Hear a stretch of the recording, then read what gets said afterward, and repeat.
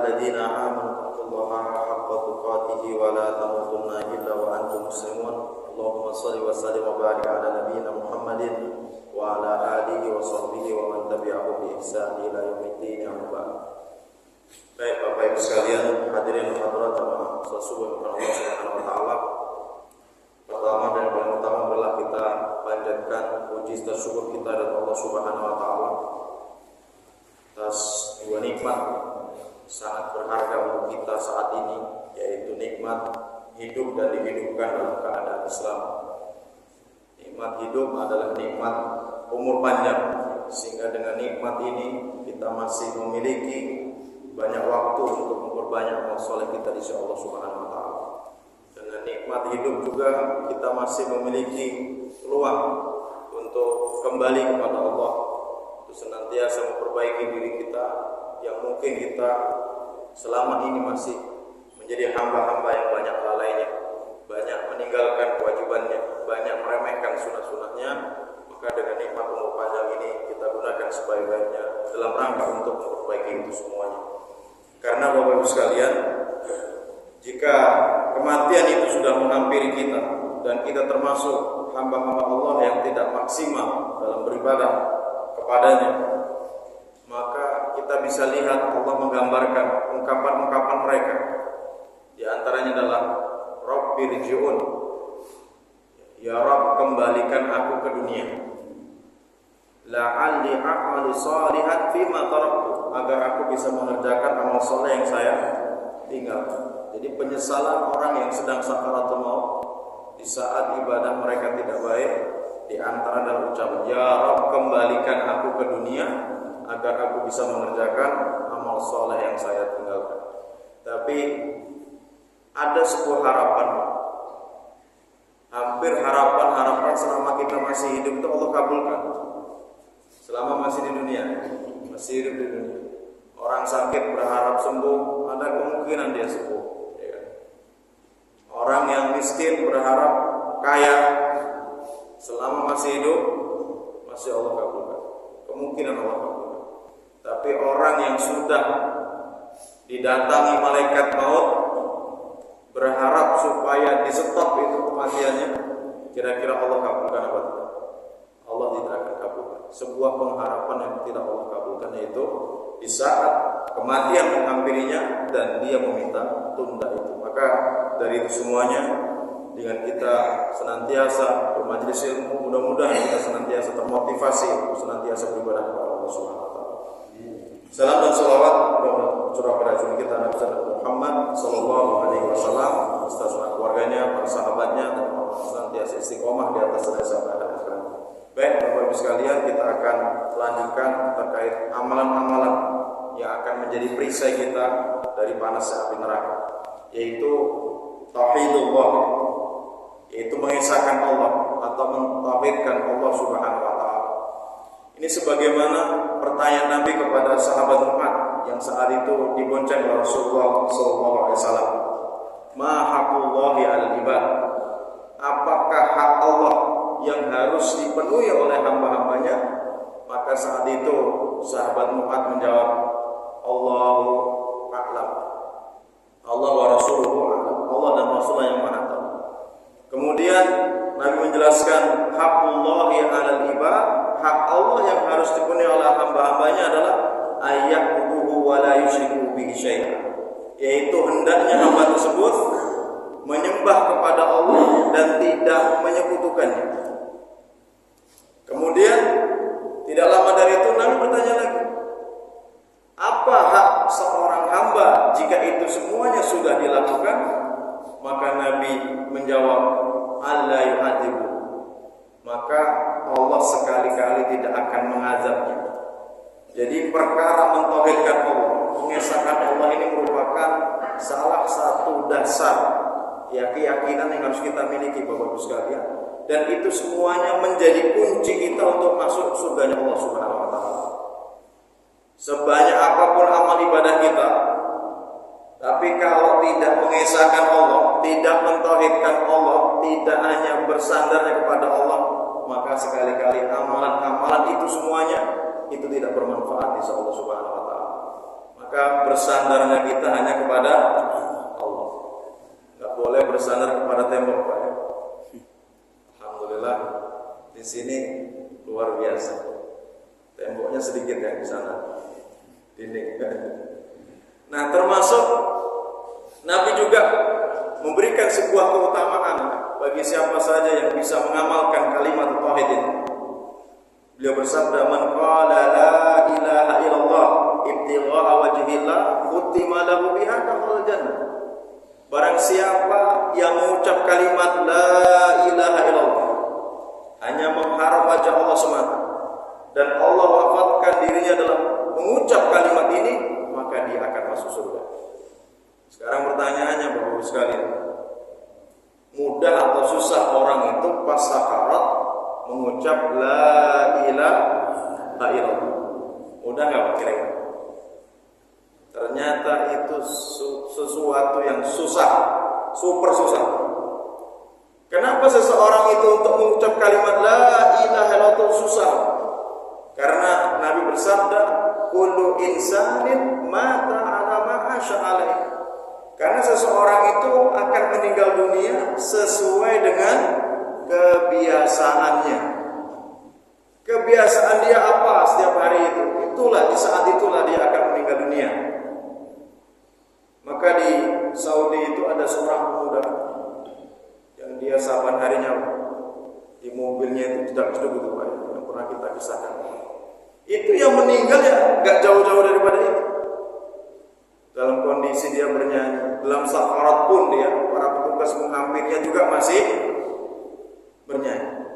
Nah, itu sesuai dengan kebiasaannya. Jadi kebiasaan buruk apa saja harus kita tinggalkan. Jangan sampai kita lanjutkan dan kita lakukan terus-menerus, karena itu sangat berbahaya. Jadi kita ulas sedikit terkait mentauhidkan Allah, itu bagian daripada cara kita supaya dilindungi oleh Allah Subhanahu wa taala dari panas api neraka. Kemudian yang selanjutnya adalah bersedekah atau bersedekah. Nabi bersabda, "Ittaqin nara walau bisyikki tamrah." Takutlah kalian dari panasnya api neraka meskipun dengan bersedekah dengan separuh buah kurma. Kita tidak memiliki apa-apa. Yang kita miliki hanya satu butir kurma. Kita belah itu, kita kasihkan separuhnya kepada orang, separuhnya kita. Ternyata sedekah dengan separuh buah kurma itu sudah bisa menjadi perisai kita dari panasnya api neraka. Yang sedekah ini kalau kita bisa amalkan, itu luar biasa. Apalagi di waktu subuh seperti ini. Itu turun dua malaikat. Satu malaikat itu membawa doa kebaikan, satu malaikatnya membawa doa keburukan. Setiap pagi akan turun dua malaikat, kata Nabi. Yang malaikat yang pertama yang membawa doa kebaikan, dia berdoa, Allahumma a'ti munfiqan khalafan. Ya Allah, berikan orang yang berinfak itu gantinya. Jadi Bapak Ibu sekalian, kalau ke masjid begini, jangan lupa bawa uang ya. Atau kalau di rumahnya ada kotak infak dari penggalangan dana, baik dari masjid atau mungkin dari lembaga-lembaga pendidikan Islam dan sebagainya, coba biasakan pada waktu subuh itu bersedekah. Tidak harus 100.000, kalau bisa 500.000 gitu ya. Maksudnya 2.000 oke lah, 5.000 oke lah gitu ya. Kenapa demikian? Karena kita akan mendapatkan doa keberkahan di pagi hari. Kita sudah mengawalinya dengan keberkahan dari Allah Subhanahu wa taala, ridhoan dari Allah Subhanahu wa taala. Tapi kalau kita tidak melakukannya, apa yang terjadi? Malaikat yang satunya yang berdoa, Allahumma a'ti mumsikan talafa. Ya Allah, berikanlah orang yang bakhil itu sebuah kebinasaan. Jadi kalau kita di pagi hari itu tidak bersedekah, khawatirnya kita mendapatkan doa daripada malaikat yang kedua ini, doa keburukan. Yang menjadi permasalahan itu adalah yang mendoakan kita itu malaikat, hamba, makhluk Allah, ciptaan Allah Subhanahu wa taala. Yang dia tidak pernah berbuat dosa dan maksiat, malaikat. Pekerjaannya menyembah Allah Subhanahu wa taala saja. Dia berdoa, kira-kira doanya itu lebih mustajab atau tidak?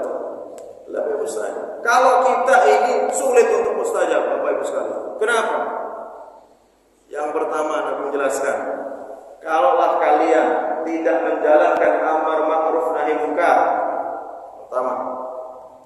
Kemudian kalian tidak mau mencegah kemungkaran-kemungkaran yang terjadi di sekitar kita, maka ancaman dari Allah itu dua. Allah akan meratakan azabnya. Yang kedua, kalau kalian berdoa, maka doa kalian tidak dikabulkan oleh Allah Subhanahu wa taala. Nah, kalau kita berbicara akan hal ini berat sekali nih, Pak. Laksanakan al-amru bil ma'ruf wa nahyi 'anil munkar. Karena kalau kita tidak lakukan ini, kita akan dimintai pertanggungjawaban di hadapan Allah Subhanahu wa taala. Kita ingat di dalam Islam itu akan ada 3 bencana besar. Nabi bersabda, yakunu fi ummati khadfun wa khasfun wa masfun. Akan terjadi 3 bencana besar pada umatku. Yang pertama, khadfun, itu pelemparan. Ini sudah terjadi dan menimpa kepada kaumnya Nabi Lut. Nabi Lut itu, kaumnya Nabi Lut apa? Penyimpangan mereka. Mereka suka kepada sejenis yang sekarang sedang dipertentangkan di Qatar gitu ya, terkait simbol pelangi itu kayak one love gitu ya. Jadi gara-gara itu Allah murka. Di antara bentuk kemurkaannya apa? Wa amtarna alaihim hijaratan min sijilin mamdud. Kami hujani mereka, kata Allah, dengan bebatuan yang bertanda. Batunya enggak ada di muka bumi ini, Pak. Batunya khusus dari langit. Allah hujani mereka dengan bebatuan. Kemudian ja'alna 'aliyaha safilaha. Allah jadikan permukaan atasnya menjadi permukaan bawah, dibalik gitu. Buminya kokoh itu. Pelemparan sudah terjadi.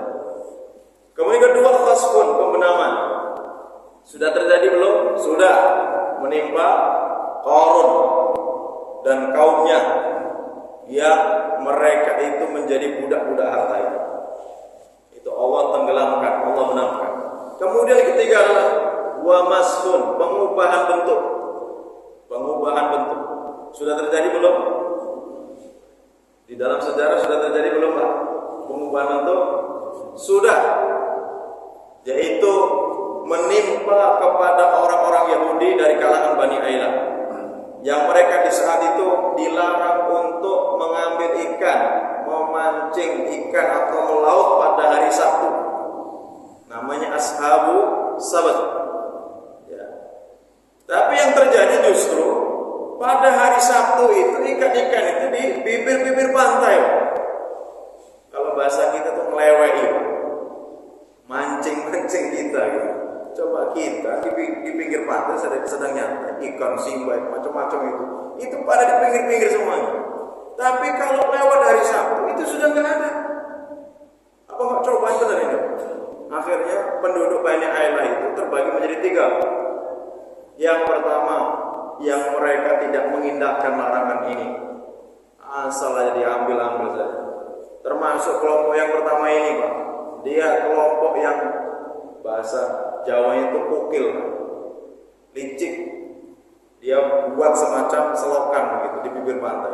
Ujungnya dibuat sumur yang dalam. Jadi ketika ikan kedorong sama ombak masuk ke selokan, nanti masuk ke sumur ini, nggak bisa balik lagi kan itu. Nah nanti ngambil ikannya hari Minggu, hari Ahadnya. Ini namanya mengakali syariat. Kalau yang sering mengakali syariat ini berarti keturunan dari Bani Ailah, dari orang Yahudi. Kelompok yang kedua adalah kelompok yang dia peduli dengan saudaranya yang bermaksiat. Dia datang, dia ingatkan, wahai saudaraku, bertakwalah kamu kepada Allah. Ini larangan, jangan diambil ikan-ikan ini. Kalau ini kamu lakukan, kalian akan dibinasakan Allah Subhanahu wa taala. Ini kelompok yang kedua. Kelompok yang ketiga, yang dia tidak peduli dengan saudaranya yang berbuat maksiat. Maka orang ini yang ketiga ini mendatangi kelompok yang kedua ini dengan mengatakan, lima ta'iduna qauman Allahu muhlikuhum aw mu'adzibuhum adzaban syadida. Kenapa engkau masih mau-maunya menasihati suatu kaum yang Allah akan menghancurkan mereka, yang Allah akan membinasakan mereka? Apa jawaban orang-orang yang taat tadi, yang peduli dengan saudara-saudara bermaksiat tadi? Mereka menjawab, ma'dziratan ila rabbikum la'allahum yattaqun. Ini kami lakukan sebagai pelepas tanggung jawab saya di hadapan Allah Subhanahu wa taala. Ya, sebagai pelepas tanggung jawab saya di hadapan Allah Subhanahu wa taala. Nah, semakin hari semakin memanas hubungan mereka. Sampai akhirnya mereka itu memutuskan untuk membagi kampungnya menjadi dua. Antara dua kampung itu dibangunlah seperti pagar tembok gitu.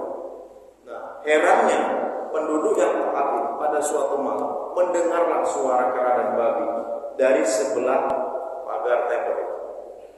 Berangkat dari rasa penasaran, dipanjatlah dinding itu. Dilihatlah, ternyata penduduk yang tadi, yang bermaksiat tadi, sudah Allah rubah menjadi wajahnya menjadi kera dan babi, Pak. Dan itu sudah terjadi dalam sejarah.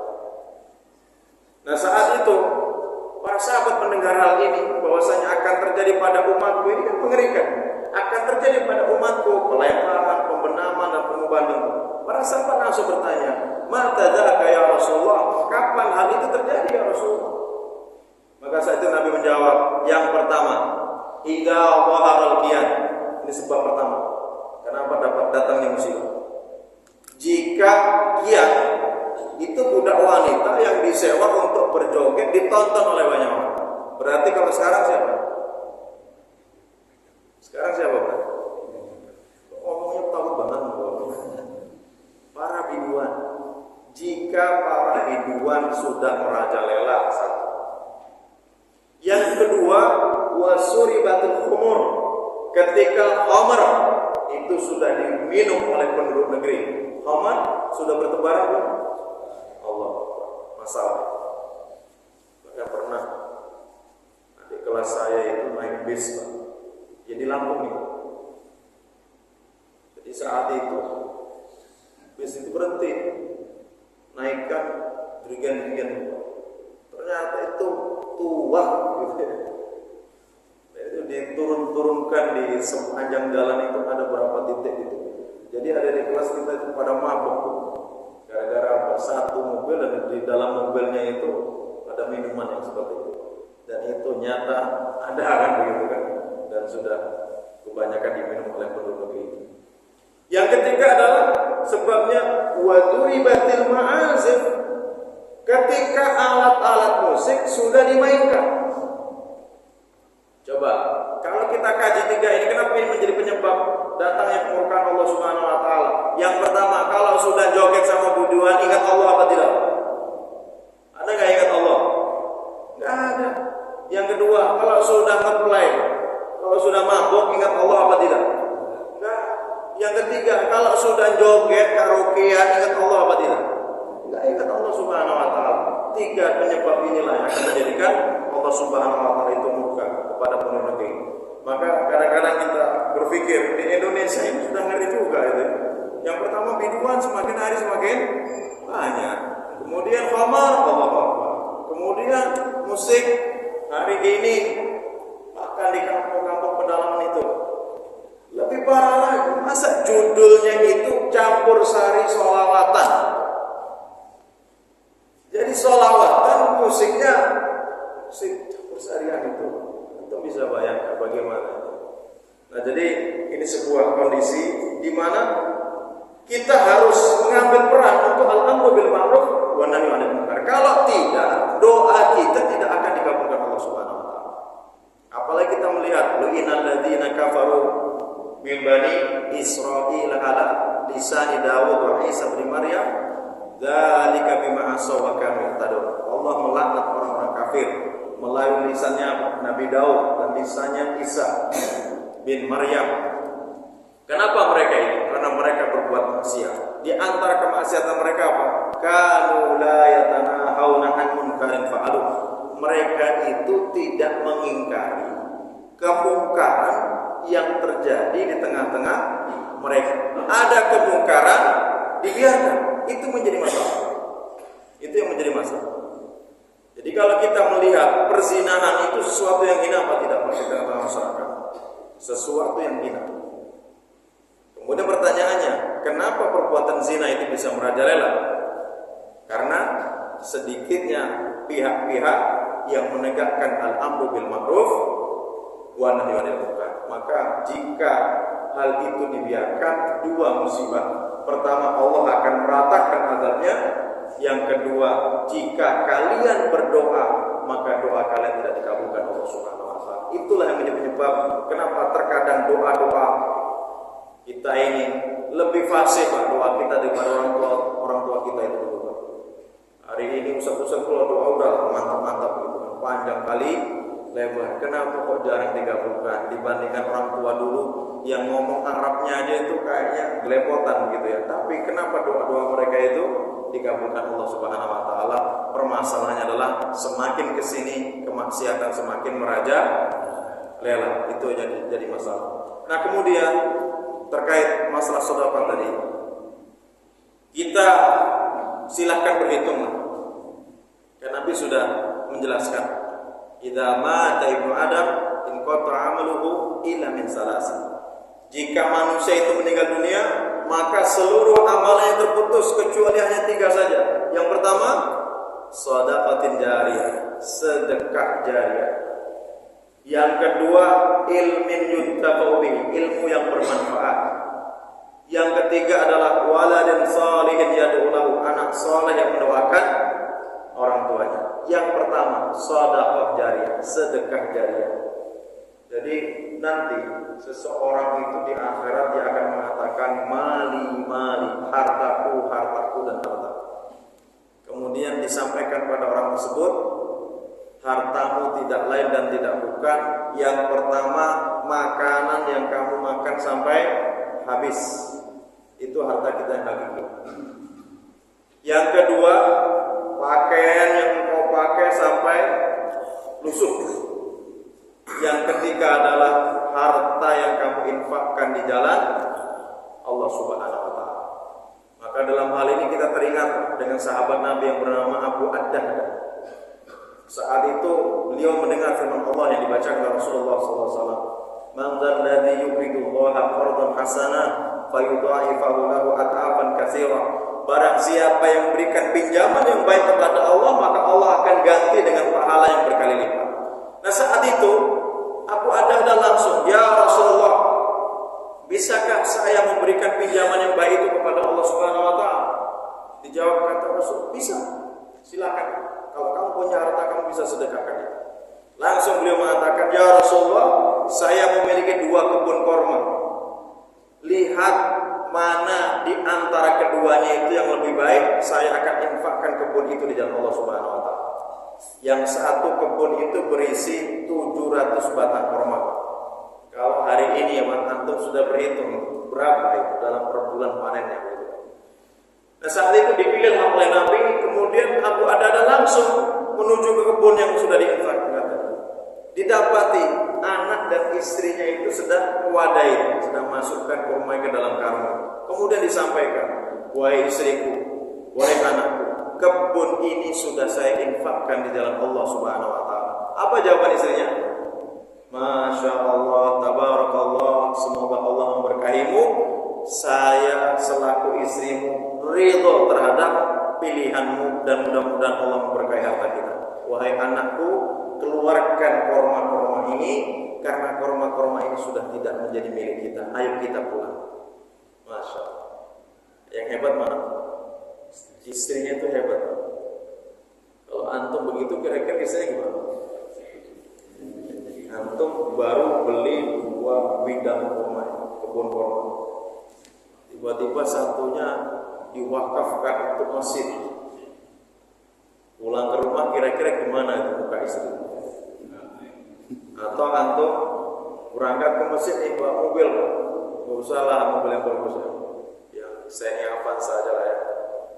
Pulang jalan kaki, ditanya di mana mobil kita? Saya infakkan di jalan Allah Subhanahu wa taala. Kira-kira istrinya gimana responnya? Nah, itulah perbedaan ya. Istri-istri para sahabat itu luar biasa ya. Jadi ketika mereka ya suami mereka berinfak di jalan Allah itu bangga gitu. Mereka itu senang begitu kan. Itu luar biasa. Nah, tidak lama dari itu turunlah wahyu.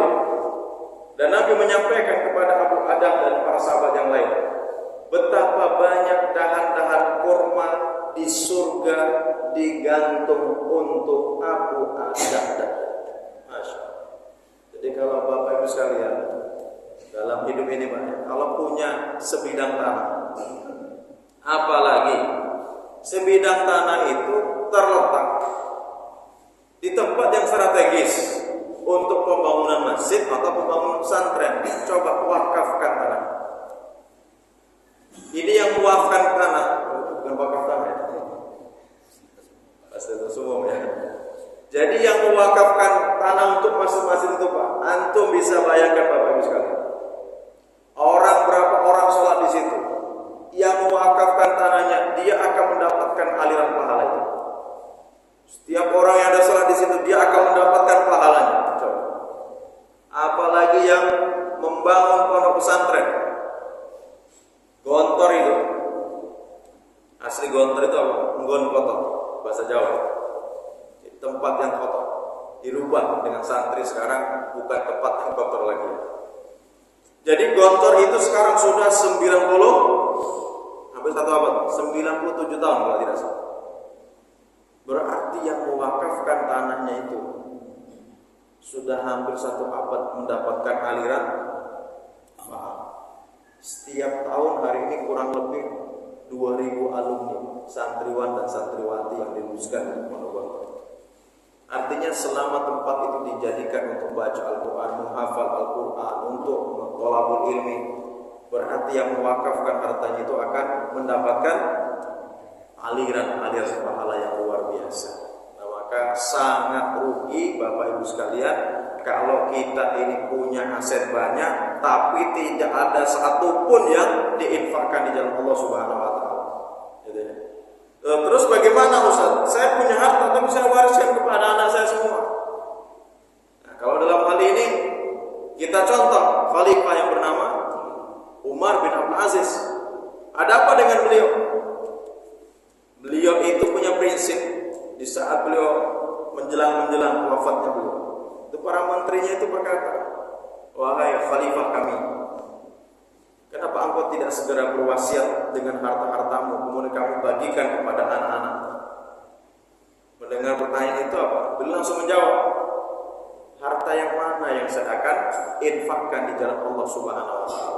Apakah saya harus mengambil dari Baitul Mal?" Beliau katakan, "Tidak, itu bukan harta.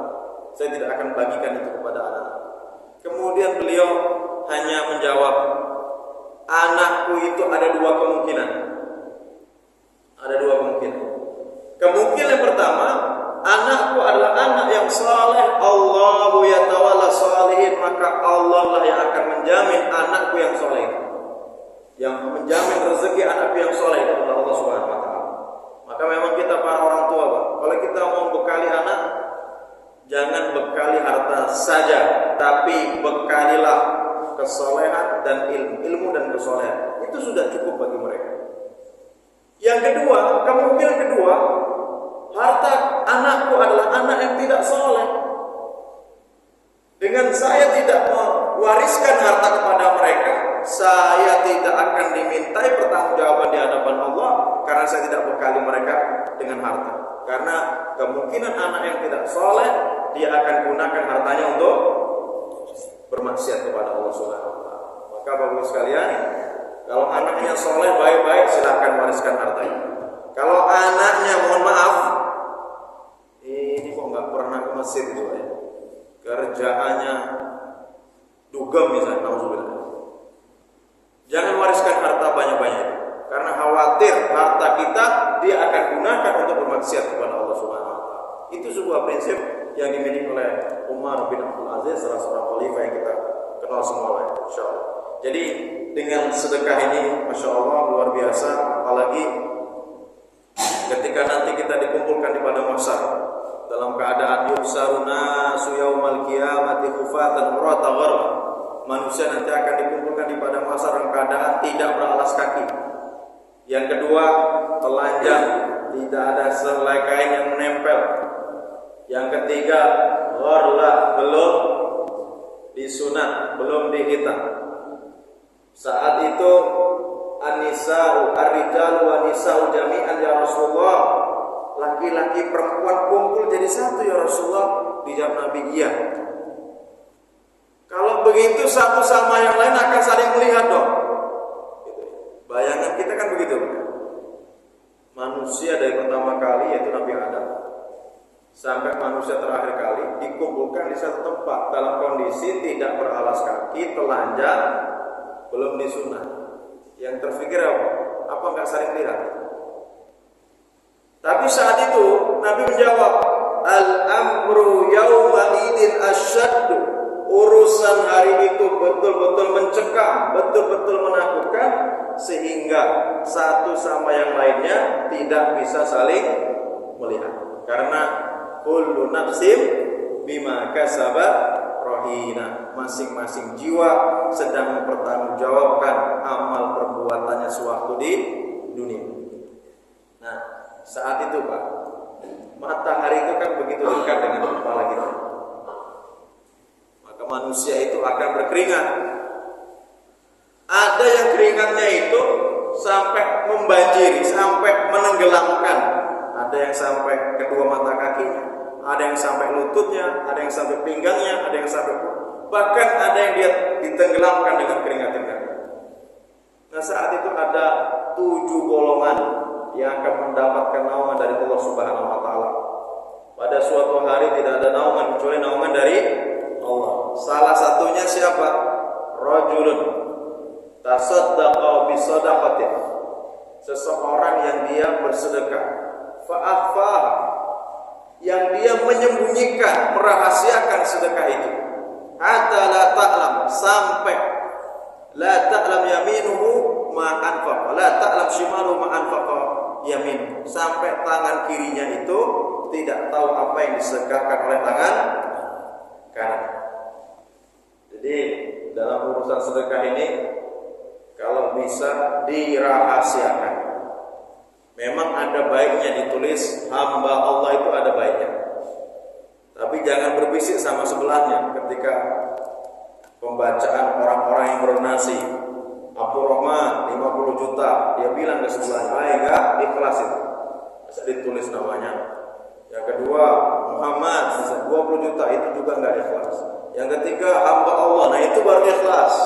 30 juta. Dia berbisik sama sebelahnya. Kamu tahu enggak siapa itu hamba Allah itu? Itu saya. Sama aja enggak itu? Sama aja. Tapi dalam urusan bersedekah ini kan ada yang bertanya juga, Pak. Ustaz, saya ini sedekah ini belum ikhlas selama ini. Enggak apa-apa.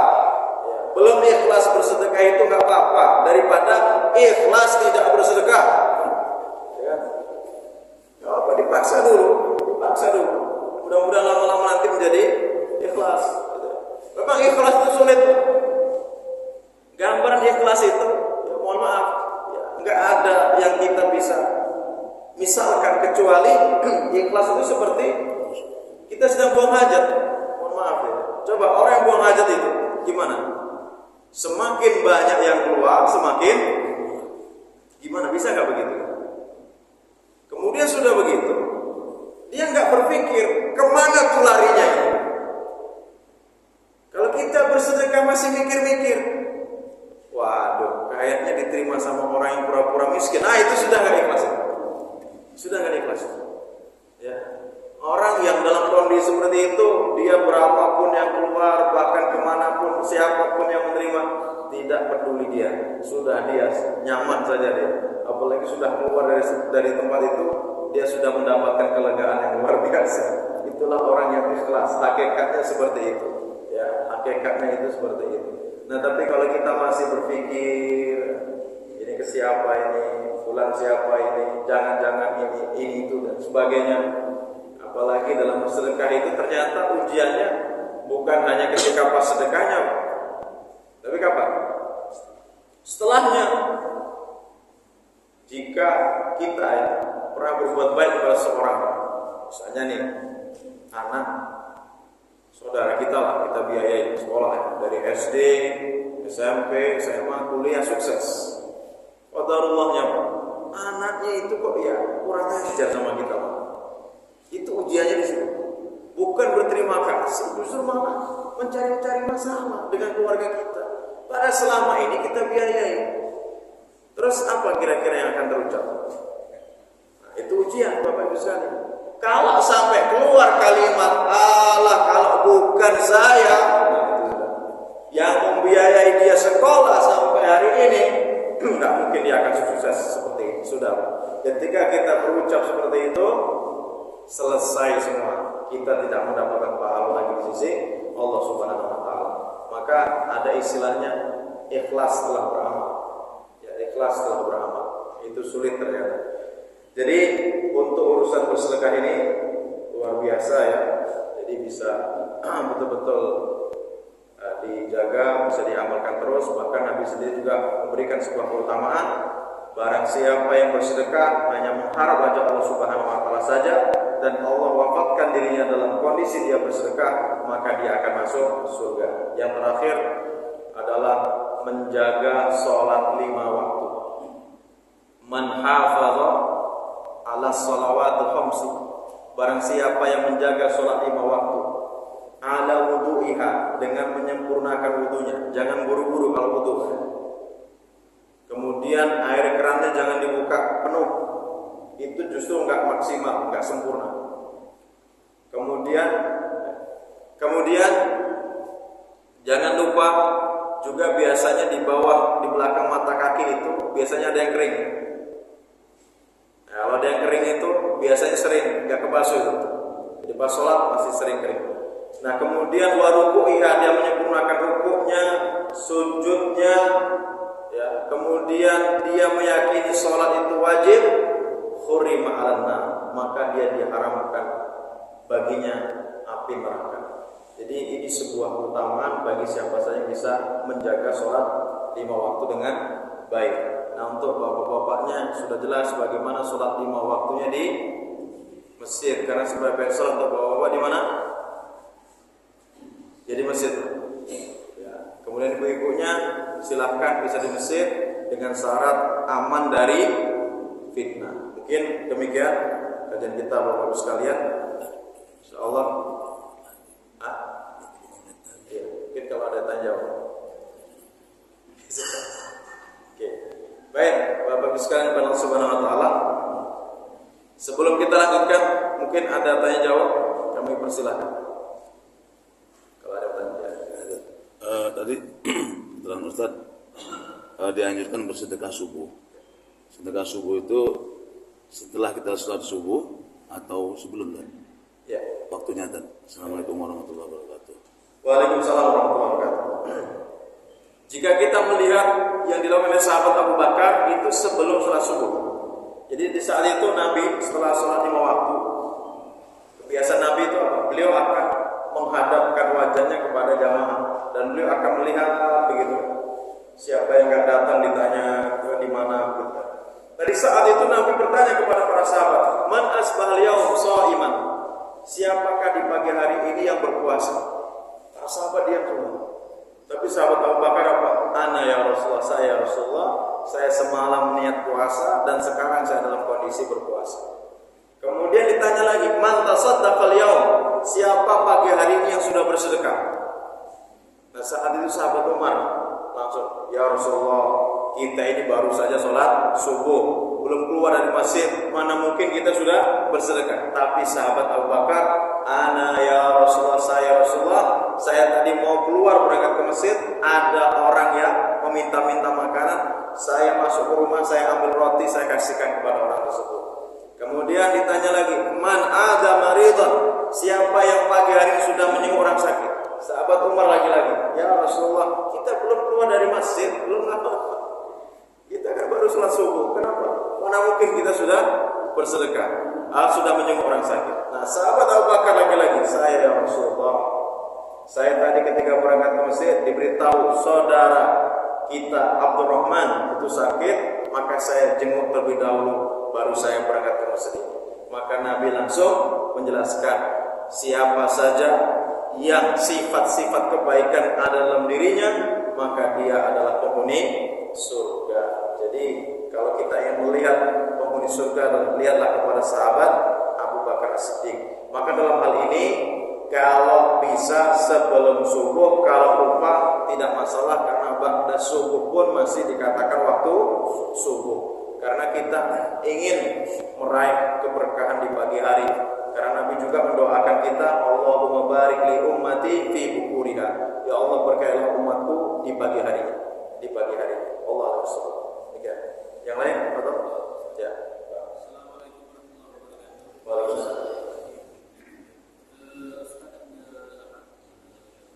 Menjelaskan terkait dengan pada anak tadi, anak yang katakanlah di antara anak kita punya tidak ada yang taat, yang tidak taat. Dan kemudian tadi Ustaz menjelaskan kalau yang kalau katakanlah yang bandel dan segala macam yang jauh dari jalan Allah untuk apa?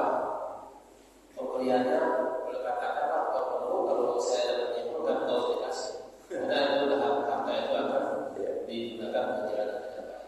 Dan terkait dengan walisme seperti apa? Baik. Ya, terima kasih. Assalamualaikum. Waalaikumsalam. Ini baru kritis ini. Baik, bismillah, salatu wassalamu ala rasulillah. Jadi kita sampaikan tadi prinsip ya, Khalifah Umar bin Abdul Aziz terkait harta yang beliau miliki. Artinya adalah di saat seseorang itu memiliki anak-anak yang tidak soleh, itu jangan diwariskan harta yang banyak. Artinya khawatir jika itu digunakan untuk bermaksiat. Tapi bukan berarti kita meninggalkan daripada kewajiban kita dalam pembagian waris. Ya, dalam pembagian waris. Karena kalau dalam pembagian waris itu kita harus adil. Ya, kalau anak laki-laki yang bandel nih contohnya, anak laki-laki semua, anak laki-lakinya 3, yang perempuannya 2, yang perempuan taat semua, yang 3 bandel semua. Kemudian apa? Hartanya ke anak perempuan semua, ya nggak boleh. Ya nggak boleh. Maka dalam hal ini orang tua bisa mengukurnya itu begini. Kalaulah saya harus wariskan kepada 5 anakku ini harta ini, bagaimana bagian anakku ini? Kan anak laki-laki 2 kali daripada bagian anak perempuan. Bagaimana bagian mereka ini jangan terlalu banyak lah gitu. Karena khawatir gitu, khawatir. Apalagi bapak sudah melihat ini, nggak ada gelagat, nggak ada itikat baik sama sekali anakku yang laki-laki misalnya. Justru semakin hari semakin dia tenggelam dengan kemaksiatan. Sudah, bagaimana dari yang ada yang bapak miliki, bapak ibu miliki sebelum meninggal itu sudah dihibahkan atau sudah diwakafkan begitu ya, atau diwujudkan dalam bentuk-bentuk amal kebaikan. Nah, sisanya itu silakanlah bagikan kepada anak ini dengan porsi pembagian waris, tapi kalau bisa dapatnya itu jangan terlalu banyak. Meskipun itu akan berimbas kepada anak yang perempuan, pembagian juga akan sedikit, begitu. Tapi tadi memberikan sebuah keterangan kepada kita bahwasanya kalau kita punya anak itu nggak usah khawatir loh nanti nggak dapat rezeki. Kalau orang tua sudah membekali ilmu dan kesolehan itu sudah cukup. Pasti anak itu bisa cari makan. Dengan kesolehan Allah akan berkahi kehidupannya. Itu seperti itu. Karena tadi kalau tidak soleh bahaya. Nah sekarang ini kalau kita nggak punya anak yang soleh, aduh kita bisa susah di dunia, susah di akhirat. Kalau kita membahas hak hadonah, pengasuhan, ketika kita masih kecil, oke, kita bertanggung jawab untuk mengasuh kita orang tua kita. Tapi ketika kita nanti sudah tua renta, kewajiban mengasuh itu kembali kepada siapa? Anak kita. Anak kita lah yang harusnya mengasuh dan mengurusi kita. Nah, cuma kalau anak kita ini bukan anak yang soleh dan soleh apa? Justru berharap mereka itu gimana kita cepat mati, Bang. Coba. Jadi mohon maaf, berapa kali saya Pak diundang di sebuah keluarga supaya menjelaskan tugas anak ketika orang tua yang meninggal itu apa gitu. Kenapa? Setelah meninggal itu yang ada dalam benak anak itu apa? Jatah saya berapa ini? Kok nggak dibagi-bagi? Allah. Itu. Padahal orang tua masih punya hutang, masih punya tanggungan, masih punya ini dan sebagainya. Itu banyak. Kemudian lagi yang ada lagi punya urusan dengan kita. Orang tuanya itu kawan kita, kita tapi secara umur dia sudah 10 tahun lebih tua dari saya. Dia meninggalkan tanggungan-tanggungan yang saat itu saya tahu dan berinteraksi dengan tahu. Kita datangi bapak kamu sudah meninggal. Jadi meninggalnya berdekatan. Istrinya 5 bulan sebelumnya meninggal, setelah itu suaminya meninggal. Saya datangi anaknya sudah S1, bahkan sudah nggak boleh S2. Saya sampaikan, ini data-datanya, tanggungan bapak kamu gimana bisa menyelesaikan, saya bisa bantu lah insya Allah. Dengan izin Allah, dengan kawan-kawan juga bisa membantu proses penyelesaian tanggungan bapak kamu ini. Karena ini banyak sekali, hitungannya miliaran, hitungannya tadi. Apa jawaban anaknya? Nggak tahu, Ustaz, itu urusan bapak, saya nggak mau ngurusin itu. Saya langsung, kalau itu nggak di tempat orang yang sedang dalam kondisi berduka, padahal sudah 40 harian saya datang. Mungkin saya bisa marah, saya bisa tampar anak itu. Bukan apa-apa, bapak ibunya berjuang mati-matian untuk nyekolahin dia, untuk ngurusin dia. Kenapa si anak ini yang sudah dewasa, bukan dewasa lagi, sudah S2 lah saya. Kenapa dia bisa berlepas tangan seperti itu? Kasihan kan orang tua. Jangankan ini hitungan miliar. Kita kalau dalam riwayat Nabi itu, pernah Nabi itu ingin mensolati seseorang. Ketika mau takbiratul ihram salat jenazah itu, tiba-tiba Nabi bertanya, orang ini punya hutang apa tidak? Dijawab, "Na'am ya Rasulullah, dinaran." Orang ini punya hutang 2 dinar. 1 dinar berapa sekarang? Sekitar berapa? 3 jutaan ya? Ya kurang lebih 7 juta lah ya. 7 juta hutangnya. Kemudian Nabi tidak jadi mensolatinya, Pak. Beliau mundur. Sahabat Abu Qatadah melihat itu langsung, "Ya Rasulullah, 2 dinar itu saya akan bayar. Saya akan lunasinya." Karena Nabi mau lagi balik dan mau menyerah. Setelah berlalu 1 hari, Nabi bertemu dengan Abu Qatadah. "Ya Abu Qatadah, kamu sudah lunasi belum itu hutang itu?" Dijawab, "Ya Rasulullah, meninggalnya kan baru kemarin. Saya belum sempat untuk membayarnya." Tapi sahabat Abu Qatadah sudah paham, itu sudah ditegur gitu kan. Karena dia bayarlah segera 2 dinar itu. Dia lunasi. Setelah itu beliau menghadap kepada Nabi, "Ya Rasulullah, 2 dinar itu sudah saya bayarkan." Apa kata Nabi? Apa jawaban Nabi? "Na'am, al-ana qad baradat alaihi jildu." Wahai Abu Qatadah, benar. Alhamdulillah kamu sudah lunasi hutangnya.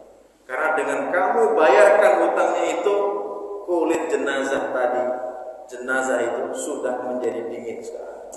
Artinya dengan 2 dinar itu, Pak, seseorang itu mendapatkan siksa kubur.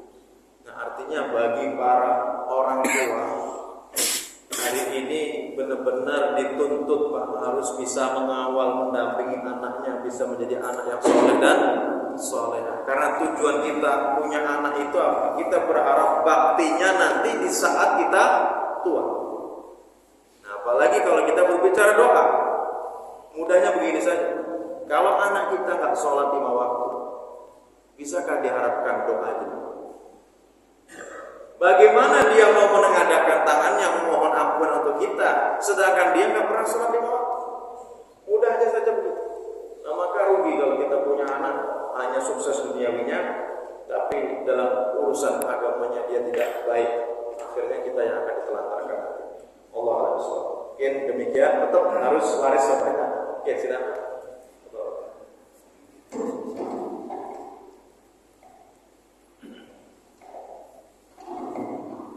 Terima kasih atas kesempatan ini kaitan dengan sedekah tadi. Seumpamanya saja, kira-kira sedekah ini diterima atau tidak. Contoh, umpamanya dia sedekah untuk sekitar 6 orang, 1 untuk orang tua, 1 untuk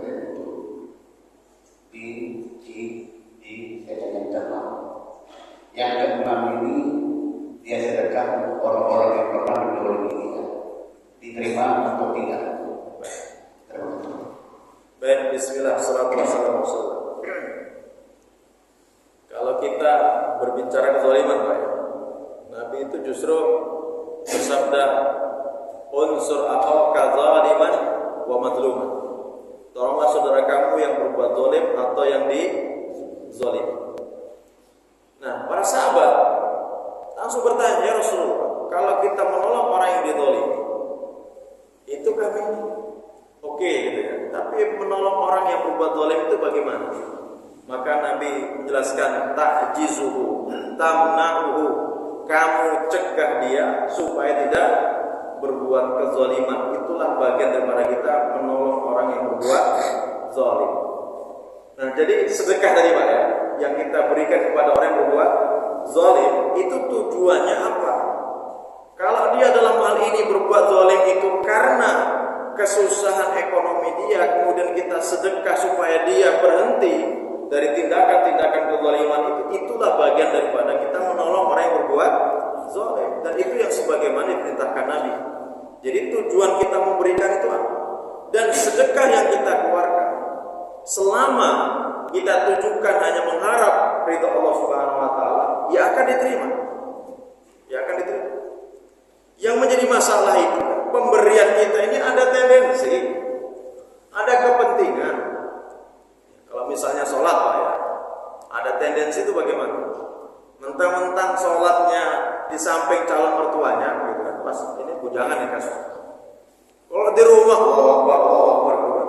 Allah minta cepat, gitu kan? Giliran di samping mertua, calon mertuanya, Allahu Akbar, sudah ketahuan ini gak ikhlas berarti. Kan begitu. Begitu juga dalam bersedekah. Bersedekahnya orang ikhlas itu dia keluarnya itu tidak jadi beban bagi dirinya. Nah, dalam proses sedekahnya itu sama sekali tidak ada niatan yang bermacam-macam, kecuali bagaimana dia bisa lebih baik beribadah kepada Allah, taat kepada Allah, tidak ada unsur-unsur kepentingan yang lain, gitu ya. Kemudian setelahnya dia bisa menjaga kebaikan-kebaikan, menutup kebaikan-kebaikan yang pernah kita lakukan. Jadi dalam kamusnya itu mau berbuat baik, mau berbuat buruk itu ternyata nggak boleh diciptakan. Berbuat baik tadi, berbuat maksiat apalagi. Nabi mengingatkan kepada kita, kullu ummati mu'afan idal mujahirin. Setiap umatku itu dosanya akan diampuni semuanya, kecuali siapa? Orang yang terang-terangan dalam berbuat maksiat. Siapakah orang yang terang-terangan itu? Yaitu seseorang yang di malam hari dia berbuat zina, Allah tutup, Allah tidak buka aibnya itu. Gak ada orang yang tahu di malam hari. Tapi dia di siang harinya malah dia cerita, semalam saya berzina dengan fulana. Dengan bangganya dia bercerita itu. Maka orang yang seperti ini sekali-kali dosa-dosa tidak akan diampuni Allah Subhanahu wa taala. Kenapa? Karena bagaimana dia bisa cerita dengan bangganya, dengan sombongnya pada dia sedang bermaksiat kepada Allah Subhanahu wa taala. Ini sesuatu yang lagi-lagi kaidahnya kebaikan maupun keburukan jangan kita ceritakan kepada orang lain, gitu ya. Apalagi tadi Pak ya, berbuat zalim kepada kita. Kita ingat jawaban dari kisah Nabi di Madinah itu Pak, di ujung dekat pasar kota Madinah disahkan oleh Nabi. Itu ada orang Yahudi, matanya buta, kemudian pincang. Tapi apa yang dilakukan oleh Nabi? Setiap pagi beliau itu membawa makan untuk si Yahudi. Nah si Yahudi ini kebenciannya sama Nabi itu luar biasa. Bahkan Nabi nyuapin itu mulutnya tuh, Muhammad majnun, Muhammad itu gila dan sebagainya. Tapi Nabi biasa aja beliau letakkan makanan disuapin nasi Yahudi. Nah setelah itu Nabi meninggal dunia. Nah sahabat Abu Bakar datang mendatangi Bunda Aisyah, putri sendiri, istrinya Nabi, dan bertanya, wahai Aisyah, apa yang sudah dilakukan oleh Nabi yang belum saya lakukan? Bunda Aisyah langsung, ya, Rasulullah itu biasa memberikan makan kepada orang Yahudi di ujung pasar kota Madinah. Orangnya buta, pincang, tapi mulutnya itu maki-maki Nabi. Akhirnya sahabat Bakar berangkatlah di bawah itu, sampailah di sisi orang Yahudi. Kemudian dia mulailah menyuapi si Yahudi. Tapi sama si Yahudi ini dipukul. Siapa kamu? Mana antum? Siapa kamu? Saya biasa. Oh tidak, yang kemarin itu nyuapinya lembut, kamu ini kasar. Ya kemarin itu lembut. Nah kemudian dia terus beralasan ya sahabat Abu Bakar sampai akhirnya dia nggak bisa lagi ya, berbohong. Dia sampaikan, benar memang bukan saya kemarin. Tapi wahai Yahudi, ketahuilah siapa yang kemarin-kemarin memberi dan mengantarkan makan kepadamu, dia adalah orang yang engkau maki-maki itu. Dia adalah Muhammad. langsung kaget. Benarkah dia Muhammad? Wallahi demi Allah dia adalah Muhammad. Langsung Pak saat itu juga dia asyhadu an la ilaha illallah wa asyhadu anna Muhammadar Rasul. Dia masuk Islam. Maka kita bisa mengambil sebuah kesimpulan dalam sejarah. Kebanyakan orang masuk Islam itu bukan karena perang, tapi karena apa? Keindahan akhlaknya Nabi. Mereka itu salut dengan Nabi Muhammad dari akhlaknya itu, sehingga mereka berbondong-bondong untuk masuk ke dalam Islam. Maka siapapun kita, bagaimana kita bisa merespon sebuah keburukan yang dilakukan orang lain dengan sebuah kebaikan itu kalau bisa, kecuali sudah melanggar batasan-batasan yang sudah tidak bisa kita toleransi lagi. Oke, kita harus tegas dalam urusan itu. Tapi kalau masih sebatas yang hanya sekedar gangguan-gangguan kecil yang masih dalam tingkatan-tingkatan kewajaran, maka bagaimana kita justru membalasnya dengan sebuah kebaikan. Mudah-mudahan dengan akhlak baik itu justru dia tertarik untuk, kalau dia non-muslim dia masuk ke dalam Islam, kalau dia orang yang tidak baik dia berubah menjadi yang baik. Ini ngomongnya mudah ya, aplikasinya susah sekali. Allah cukup. Mudah-mudahan bermanfaat. Mari kita tutup kajian kita pada kesempatan pagi hari ini dengan mengucap hamdalah, dan kita sempurnakan dengan doa kafaratul majelis. Alhamdulillahirabbil alamin. Subhanakallahumma wa bihamdika asyhadu an la ilaha illa anta astaghfiruka